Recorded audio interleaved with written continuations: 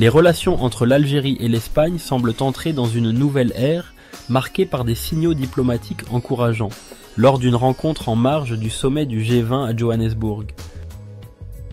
Les ministres des Affaires étrangères des deux pays, Ahmed Attaf pour l'Algérie et José Manuel Álvarez Bueno pour l'Espagne, ont engagé des discussions visant à relancer la coopération bilatérale, rompant ainsi avec une crise diplomatique ouverte en 2022. Les tensions entre Alger et Madrid avaient atteint un pic en mars 2022 lorsque l'Algérie avait suspendu l'application du traité d'amitié liant les deux pays. Cette décision, motivée par le soutien de l'Espagne au plan d'autonomie marocain pour le Sahara occidental, avait entraîné des conséquences économiques lourdes pour les entreprises espagnoles, notamment dans les secteurs de l'énergie et de l'agriculture. Les exportations espagnoles vers l'Algérie avaient chuté de 60%, coûtant plus de 2 milliards d'euros à l'économie espagnole.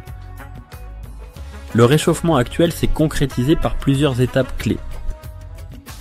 Reprise diplomatique, l'ambassadeur algérien à Madrid a repris ses fonctions en janvier 2025 après 3 ans de vacances. Accords économiques. Des partenariats ont été signés dans les énergies renouvelables, l'agriculture et les infrastructures. Message présidentiel. Le président Abdelmadjid Tebboune a qualifié l'Espagne de pays ami, un geste symbolique après des années de méfiance. Lors de leur entretien, les deux ministres ont abordé plusieurs dossiers sensibles. Libération d'un citoyen espagnol.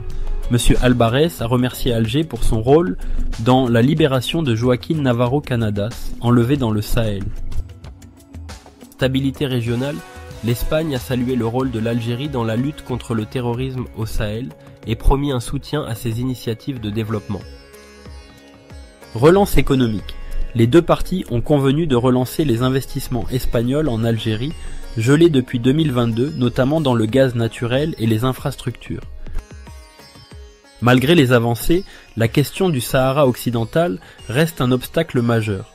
En 2022, l'Espagne avait choisi de soutenir le plan d'autonomie marocain pour le territoire, provoquant la colère d'Alger, allié historique du Front Polisario.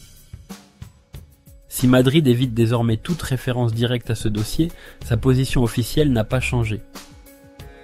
Pour l'Algérie, ce sujet est une ligne rouge. Elle exige un référendum d'autodétermination sous l'égide de l'ONU.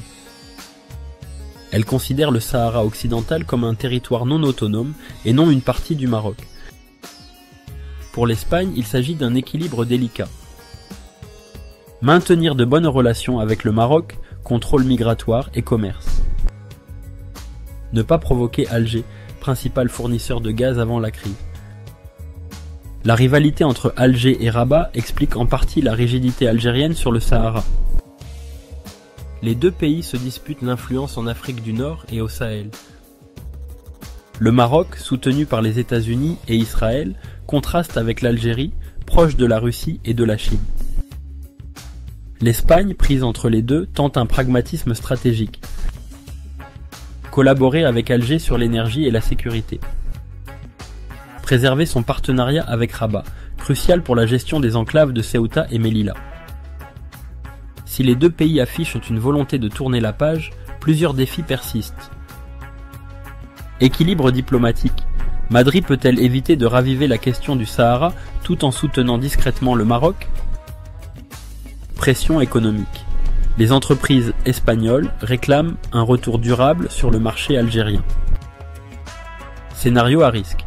Une reprise des hostilités entre le Maroc et le Polisario pourrait faire capoter le rapprochement.